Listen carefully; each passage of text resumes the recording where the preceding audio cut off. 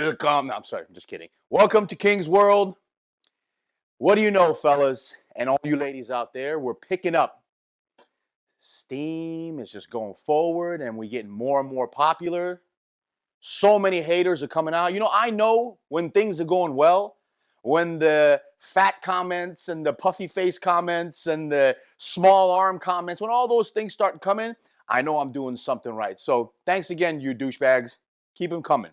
So what are we going to talk about this week? We're going to talk about how to build freaky legs.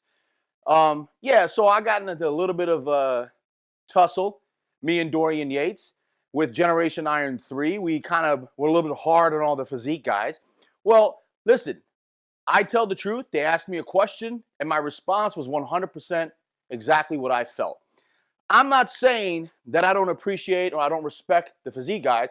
I'm just saying if and only if you want to consider yourself a bodybuilder, you need wheels. There are no bodybuilders without wheels. It doesn't work that way, man. It's like swimmers without a breaststroke. That's not how it works. You got to have wheels. So we're going to discuss how to build big, freaky wheels. 2 parts. Part number 1, emphasizing on main points.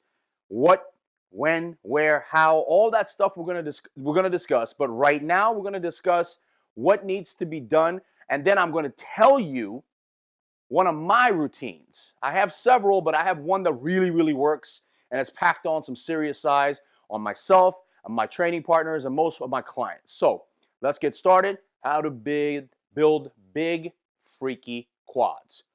Doo-doo! Okay, number 1 rule, squats. You have to start your career, your journey, whatever the hell you want to call it, you got to start out with squats. Squats builds not just legs, but your entire body. Heavy ass, proper form squats. What you need to do is start with a light weight. Get your form down, and when I say get your form down, it means straight up, straight down, feeling it. If you're not feeling it, you're not doing right. Don't try to guest pose in the gym. By the way, I'm going to pull back on the cursing a little bit because a lot of you complained about the beeps, so we're going to take the beeps out. So remember, start out with squats, especially in the beginning of your career, and then as you go and you get advanced, you can pull the squats out because once the mind-muscle connection is there, you can use the machines. Squats. Rule number 2, control the negatives. This is something that I've been preaching and I've been telling you guys over and over again. You don't grow from the positive. You grow from the negative. Control coming down. 3 count down, explode up. 3 count down, explode up. That way you're building that mind-muscle connection and you're actually growing. Control the negatives. Contraction, rule number 3. You want to squeeze. You want to get that hard, grindy squeeze at the end of each rep. I know it sounds difficult. I know that adds up because a lot of people like to go through the fluid motion of moving. Trust me, I went through all that. But I'm telling you right now, it's the concentration on the negative and the contraction at the top, which is going to make you grow even faster. Contraction. Rule number 4, full range of motion. Come on, guys.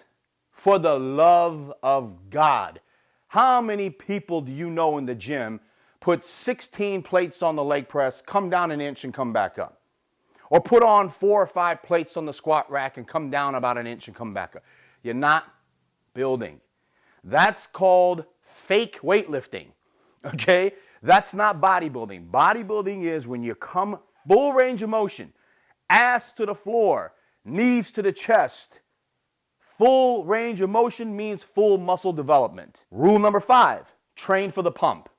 Again, something that I preach on a daily basis. Don't just go through the motion, okay?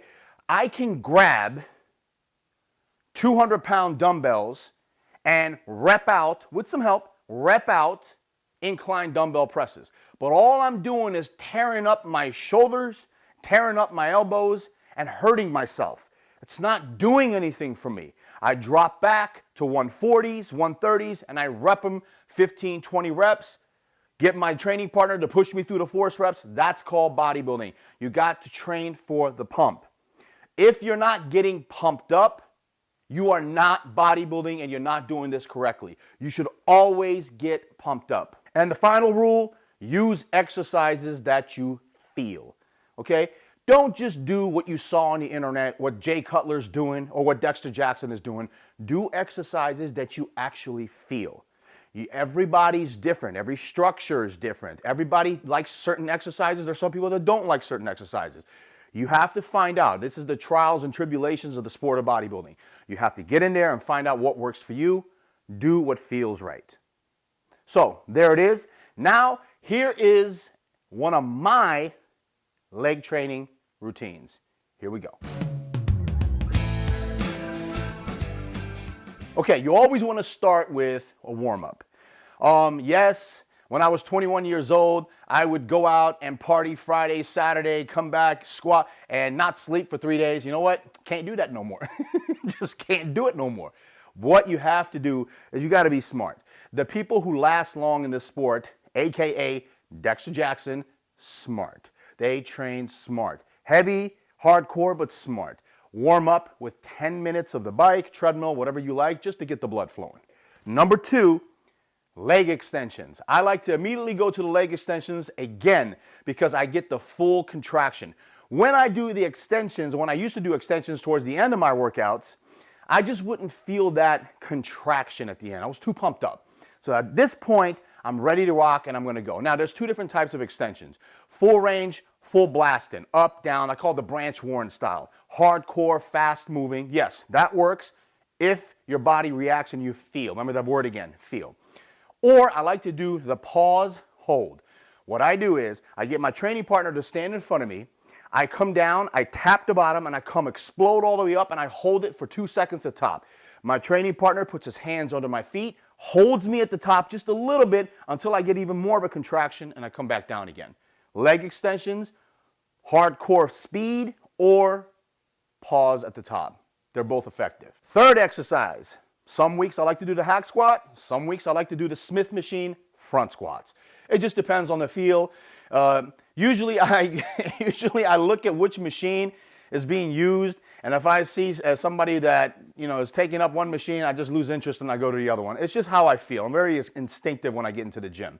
So front squat, Smith machine. Again, the most important part for me is not going too heavy, slowing the negatives, come back up in contraction, and because the stupid ass fucking hooks, you got to be careful with those things. So I get my training partner to stand behind me and just hold the hooks. I don't need him to spot me. He just holds the hooks forward so they don't bang up against the machine when I go up and down.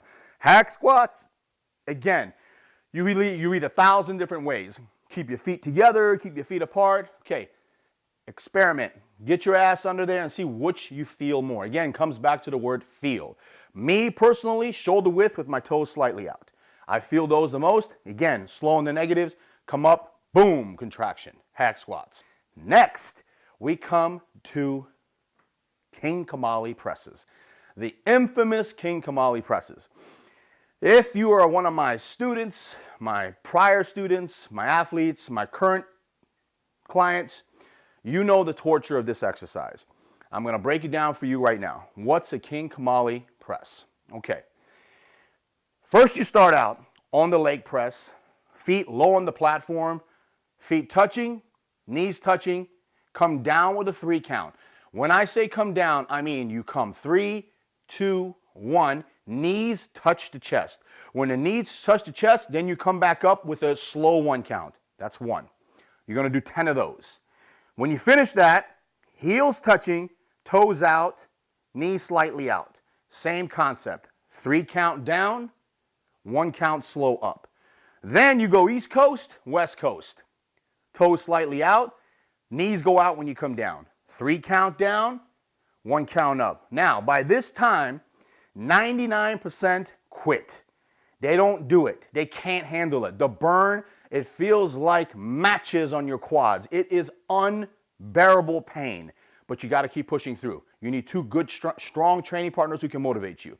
You finish 10 of those, now you're up to 30 reps. Then you come shoulder width, toes forward, again, low on the platform, Put your hands on your stomach to give you a nice little push when you need it.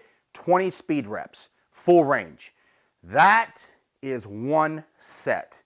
3 sets of those, King Kamali presses, I guarantee you'll be crawling to the toilet, puking in the porcelain hole. Then we finish up with lunges. I like to do walking lunges across the gym, 20, 20, long strides, again, slow on the negatives, come up, squeeze, contract, slow on the negatives. I see a lot of people, the infamous Ronnie Coleman videos where he puts the, goes in the parking lot and stuff. You know what? I've tried using the weight on my shoulders. I feel it in my hips. I feel it in my hips. I don't feel it in my quads. So I like to do it the old-fashioned way with my hands forward like this. Again, 20 up, 20 back. It's really, really slow negatives and crunching. And then when you finish quads, I always go stand in front of a mirror someplace and I do 10 minutes of squeezing exercises. I flex my quads at maximum squeeze. I hold it for 30 seconds. I relax and then I stretch 60 seconds. 30-second squeeze, 60-second stretch. 30-second squeeze, on and on for 10 minutes, then I'm done. That is King Kamali brutal leg workout, leg day. So I'm glad I finally got that because I get a lot of questions on that. I got a lot of slack because I was down on the physique boys. Hey, you know what? You want to be a bodybuilder, you got to pay the price. Freaky legs. Okay, so every time we answer 3 questions, here we go. Question number 1 comes from Danny Mack.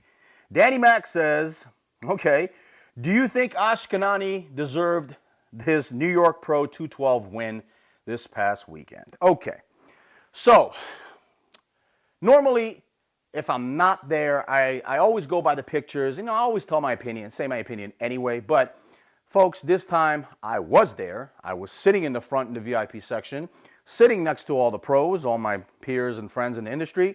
Big E sitting on one side, all the Generation Iron crew on this side, the Oxygen Camel crew over here, Sean Ray and his boys over there. I mean, everybody was around. So, folks, I did not have Ashkenani in first or second. I had him in a solid 3rd place.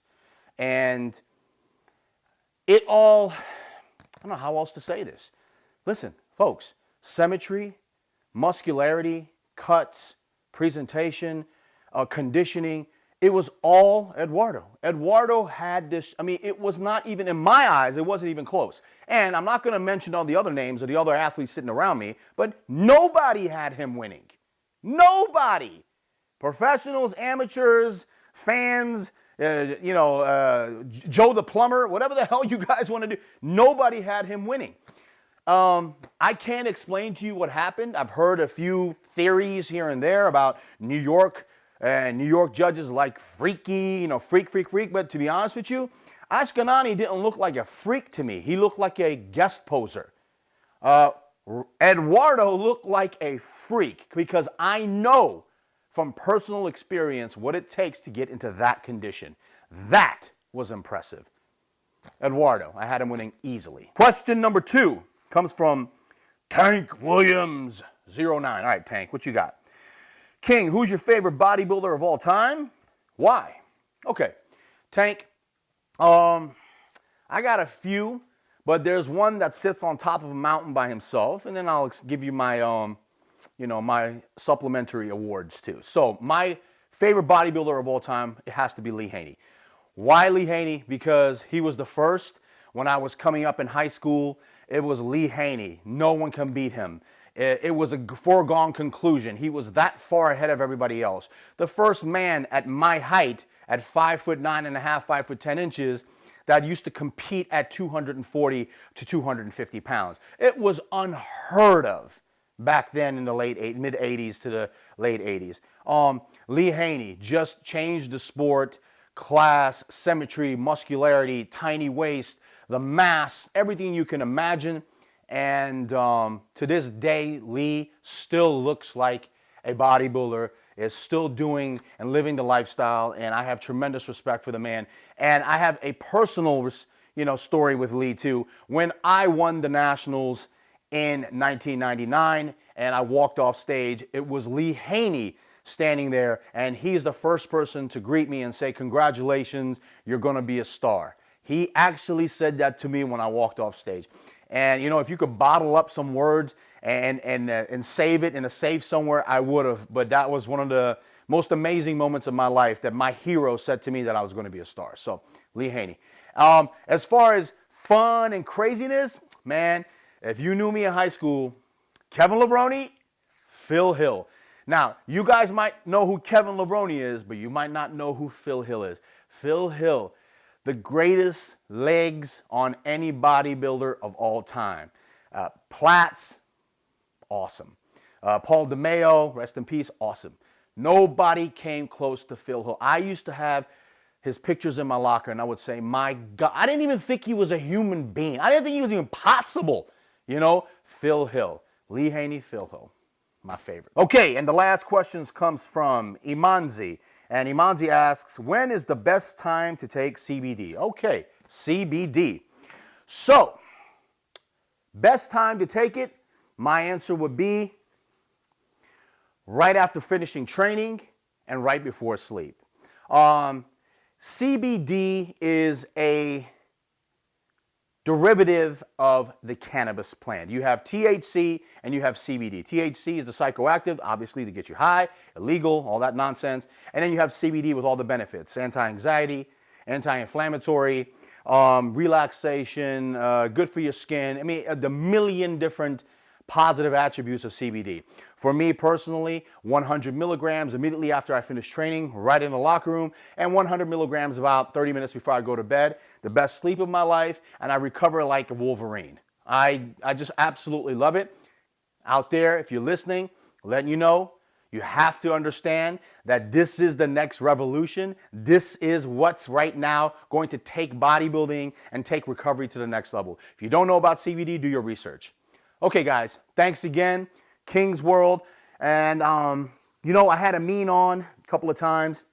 I got a lot of good positive feedback. I think I'm going to have him back. And I think I'm going to bring some IFBB pros too. Have a little bit of fun. And we're going to start poking a little bit deeper.